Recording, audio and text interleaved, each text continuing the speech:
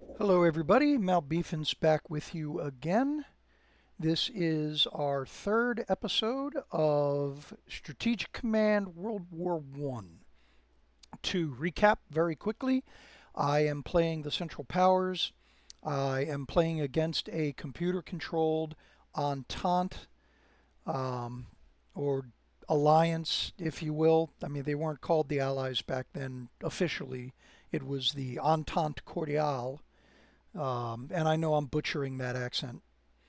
So, but to keep it simple, we'll just call them the Allies. And right now, those allies consist of France, Russia, Serbia, and little old Montenegro down here. While the Central Powers currently consist of just let me zoom out here, the Imperial Germany and the Austro-Hungarian Empire that henceforth I'm just going to refer to as Austria. Save myself some breath. If you've been following the last two episodes, you know what's going on. Trying, you zoom back out here, I'm trying to hold off a Russian advance. Historically, the Russians mobilized quicker than the German High Command and the Austrian High Command. The Russians mobilized quicker than the two of them thought they would. So their plan was to go ahead and have just what they thought was necessary forces to defend on the Eastern Front while the Germans focused on a knockout blow through Belgium into France. So that's historically what happened. I'm taking advantage of hindsight, and I am not going with the Schlieffen plan. I'm playing defense on the Western Front and focusing my effort here on the Eastern Front, trying to get a defensive line set up along the Russian border, running from the Baltic Sea all the way down to the Romanian border. And then hopefully I'll be able to do a pincer movement in here to go ahead and cut off as many Russian units as I can in the center here. It's kind of gamey. A player playing the Russians would most likely not fall for this strategy. They'll see it coming and they'll go ahead and they'll sacrifice land for time to save their units. Okay, but the computer as yet has been programmed to recognize that threat. So I'm going to take advantage of that fact. Now, the computer has been programmed well enough to understand that it does have an advantage in the early part of the game with the Russians against the Austrians because they are so few in number in the beginning that it is putting the weight of its forces against my very thinly held Austrian line. Okay. And so we finished up the last episode with me finishing the second turn for the Central Powers. So now we're going to advance and let the computer take its second turn for the Entente. Yes, I want to finish this turn. Okay, so some decisions that I have to make as the player. In this case, do I want to help improve the Ottoman army? It's going to cost me 200 production points at 50 points per turn for 4 turns. If you remember from the last episode, I'm also paying 200 at 50 a turn for 4 turns for the Hindenburg headquarters unit. So this stuff can add up, and that's, you get to make the choice. Do you want to do it or not? In my case, yes. The Ottomans play a crucial role in my strategy, so yes, I want to do everything I can to go ahead and improve them.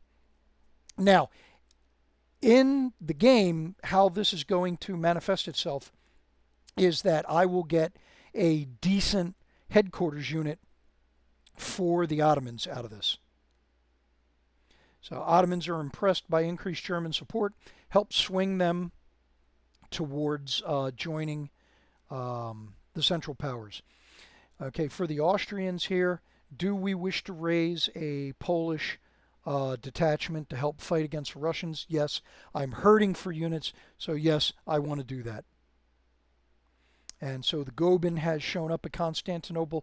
It is possible that the Goeben could have been intercepted by Entente forces, Allied forces, and it might have been sunk before it shows up. French mobilization continues.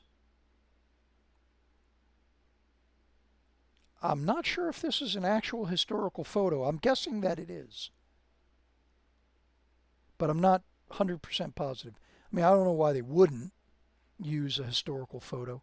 Okay, German mobilization continues. Now, I talked about this in the first video. This is the reason why I took so many forces away from the Western Front and transferred them, because I knew I'd be getting these 6 infantry corps, and then there's one more that's going to show up for a total of 7. And the Austrians add 2 more infantry corps.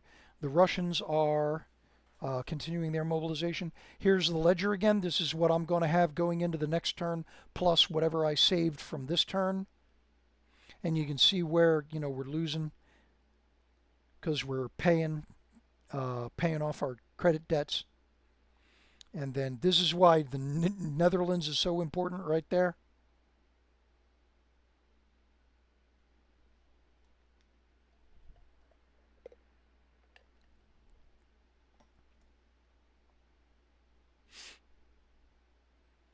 All right, so Serbia continuing to bolster their forces.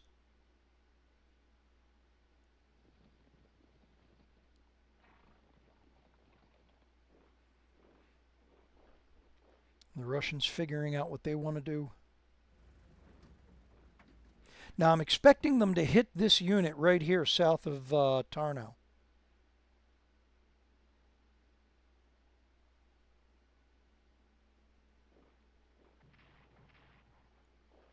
Okay, I was wrong. They're going after the unit that's in Tarnow.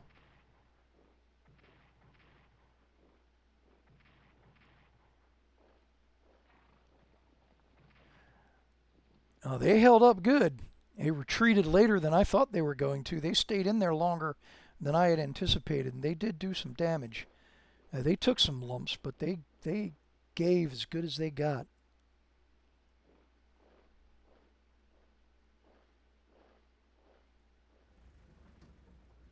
All right, so this is actually good news for me, because I was expecting a lot more Russian units to try and push through this gap.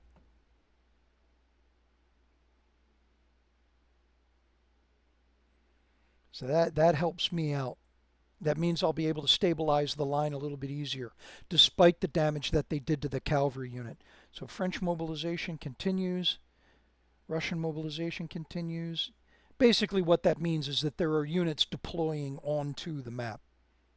And then you saw that 7th German Infantry Corps show up there.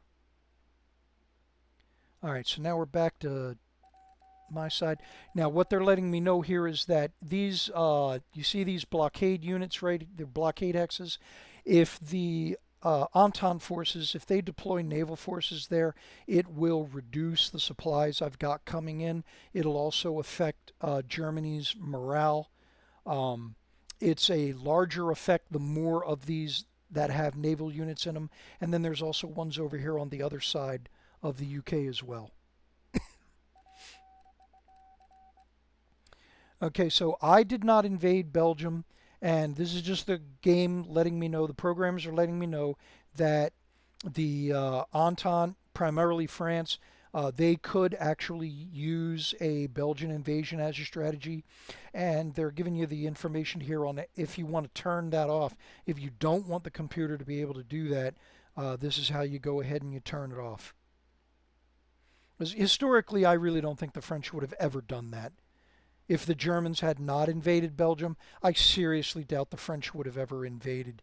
But it's an opportunity for the computer to have a way to try and outflank the Germans if the Germans decide to do exactly what I'm doing. All right, so first we'll start here over on the Western Front. I'll go ahead and finish getting my second defensive line built up here.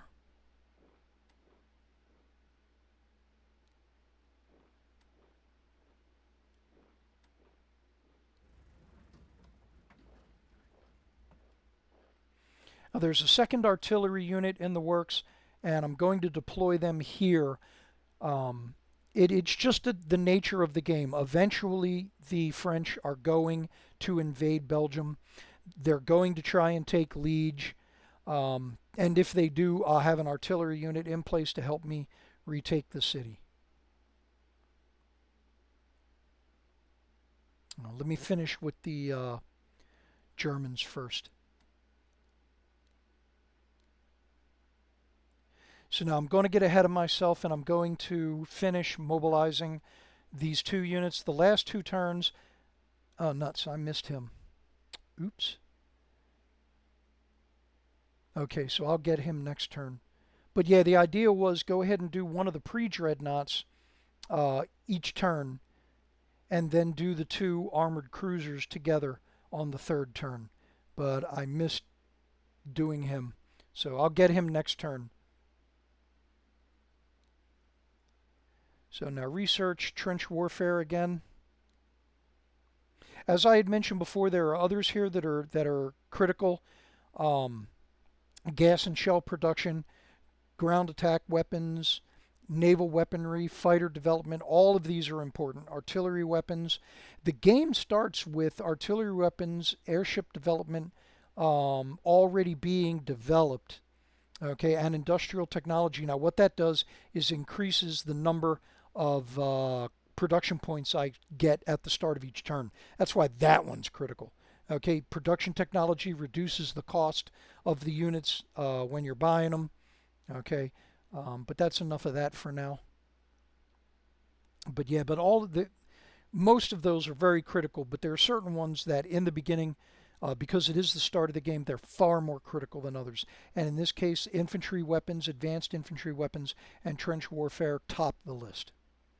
Okay, so the Russians moved away from this guy because he is not in contact with any units. I am able to get him his elite reinforcements, but that finishes, he grays out, that finishes what he can do for the turn.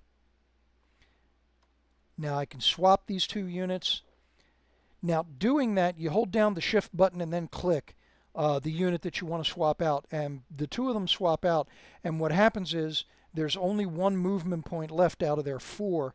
Let me click on this guy. You look down here, he started with four, now he's only got one left. But I can do that. And then if there were no trenches here, this guy could entrench.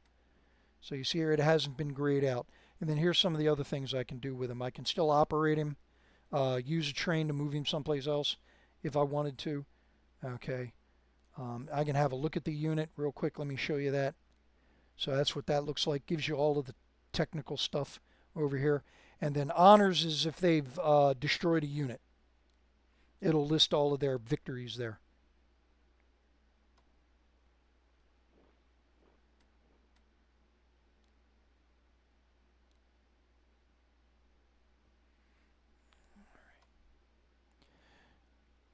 So now, even though I've got a weak defensive line right here, this is too good of an opportunity to pass up. Okay, the Russians went ahead and rushed this guy up here. He's on the wrong side of the river, defensive-wise. They're probing for openings, and unfortunately, I've got one here, and I'm not really in a position to get a defensive unit here right away. So, but I mean, a potential loss of 2 to a potential loss on their side of 5, too big of an opportunity to pass up. So in the event, I lost 1, he lost 4. So still though, that'll prevent him from wanting to advance any further. Now if I wanted to, I could use that shift-click switching tactic to bring this guy down here and attack again. But because I'm moving these guys up to move them in here, and I still have a pretty weak defensive line, I don't want to take a chance of having him lose. And then also I got to change his entrenchment. I don't know if you can see it, but his entrench line, I can only get up to 3 sides. And right now, one of those sides is up here because I was expecting a guy to move, one of the Russian units to move up there. But now I've got somebody there in defense, so I can rotate it around. So now he's defended on this side. All right, so the Marine detachment keeps pushing. Eventually, what I want to do is I want to get him up in this hex. Excuse me, this hex or this one. It depends on what the Russians do. If they go ahead and they start pushing forces in this direction, then I'm going to go ahead and I'm going to take an infantry corps and put them up here in order to help defend Mamel. If they keep the sector quiet, then I'll let this guy move in there and I'll build him up. So get Hindenburg a little closer. Make sure he's covering all units. Operate him. So yeah, get him there. So now, because of the zone of control that he exerts, I don't have to worry about any Russian units getting any further than either of these two hexes. And then I'll just backfill as I go, getting more units as I can. So now the Russians, what I'm guessing happened here, the units that they had in here, the computer either felt that they were exposed or they wanted to bring more units down this way to try and take advantage of the small number of Austrian units, small compared to the number of Russian units that are available. So that might have been what was going on with the computer calculations. Either way, they did me a favor and I can do this.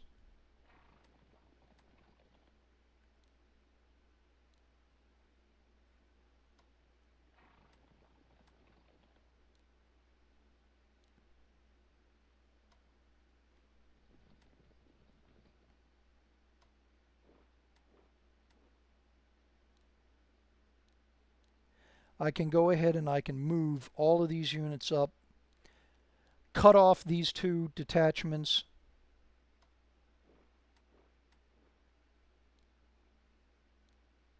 Now, when a unit is cut off from supply, it will eventually begin to take losses due to being out of supply.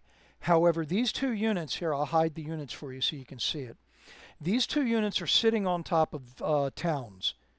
Okay, they might be large enough to be considered cities, but either way, these towns produce a certain amount of supply, and the units that are in them will not drop below that level of supply.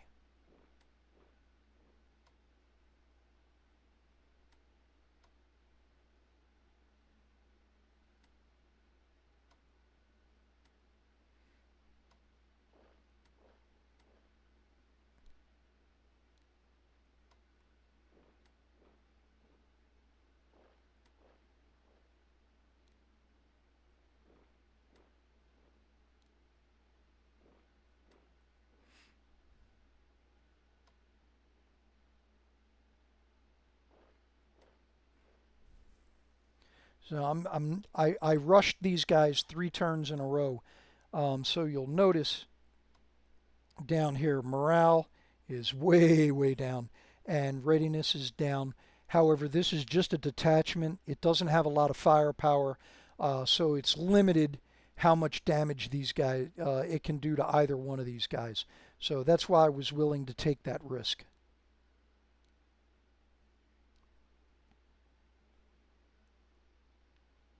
So, and then this guy, I mean, there's really nothing I can do for him except backfill somewhere, but I need him down here. I'm going to need him eventually to go into the line here. So let him march regularly, don't force march him, and that'll allow some of the morale and readiness to come back up. All right, so that takes care of the German forces, the fleet, and over here on the Eastern Front, now I want to go to the German, go back over here to the Western Front, because what I want to do is I want to spend some of my resource points to go ahead and do this.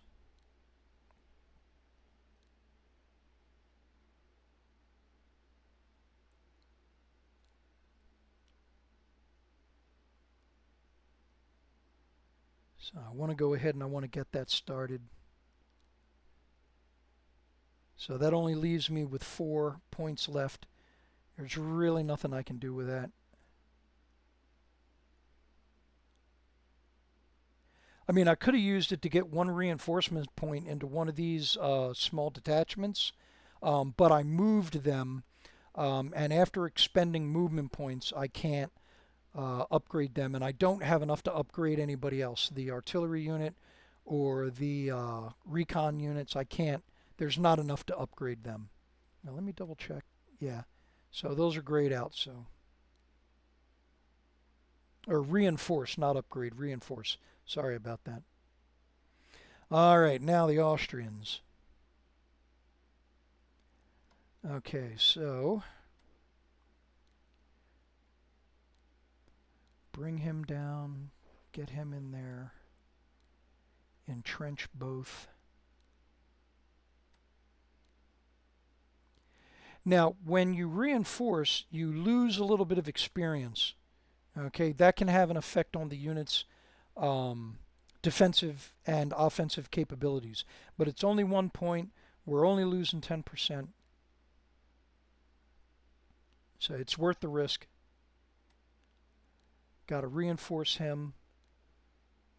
So now that was a critical reinforcement. Now that that is done, I can go into Austrian research and drop another one into trench warfare.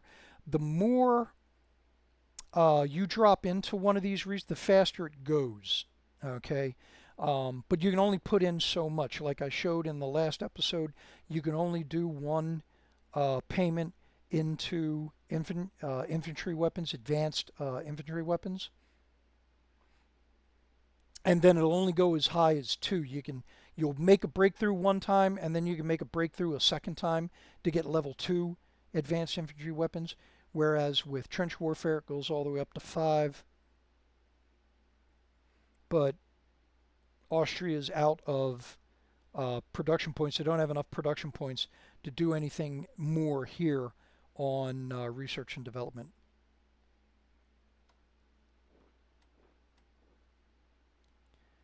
So finish shoring up my line here.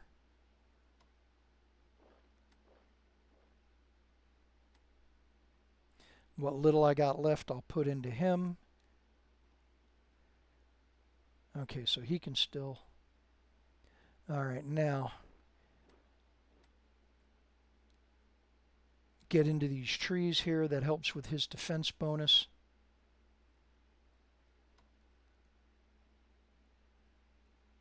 Now he's in a good defensive position behind the river here.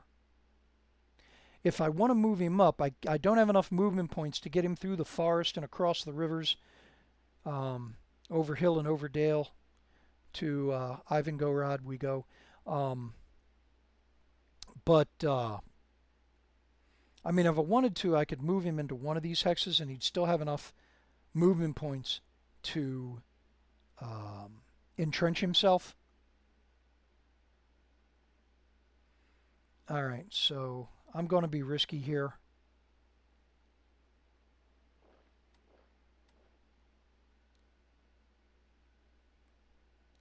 At least in this hex, you got the 2 zones of control going on here and the 2 forest. So pretty much any infantry unit, they're only going to get this far. They're not going to be able to get across the Sand River. They're not going to have enough movement points to do it. Whereas if I had put him in this hex, it's possible that a unit might have been able to move as far as this hex here, which could have presented some issues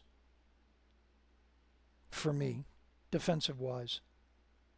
All right, so now here, oh, excuse me. All right, here we go. Use the recon unit to recon the hex. It helps with your attack. So now check. So if he attacks, it's 2 to 1. If he attacks, it's even odds. We both lose 2. If he attacks, it's 2 to 3. Okay. So, I mean, they're not great odds, but I know the Serbians are hurting for units, and so are the Austrians, but they're in a little bit better position. So we attack. What do we get? So yep, 2 to 3. So now you'll notice, due to their reduced strength, this unit now instead of 2 to 2 has got 2 to 3 odds or potential losses to either side. All right, so he retreated. So now I was hoping to finish him off with this unit, but now I can move him in here. So we occupy the city. Now, because he moved, his odds aren't all that great. So unfortunately, this guy gets to live another day. I'm going to take my one remaining movement point and use that to entrench him, bring them down to fill the hole. Now, luckily, this guy didn't lose anybody. So now I can bring him here and then bring this unit here, and it extends my defensive line. I'm finally covering this road. Okay. Because he attacked, he cannot entrench. It's either or. But that's all right, though. He's got the river bonus here, and then he's got the mountain bonus as well. All right, so nobody came along to attack this destroyer. Pull him into port to protect him. I want to get this submarine up to strength so that I can send him out here and block supplies from France. This is French supplies on their way to Serbia. That is why I went over this on the first turn, or the first video. This is why Montenegro starts at war with Austria and Germany. So that way the computer is able to supply the Serbians. Okay. So all right, so that just leaves the Ottomans.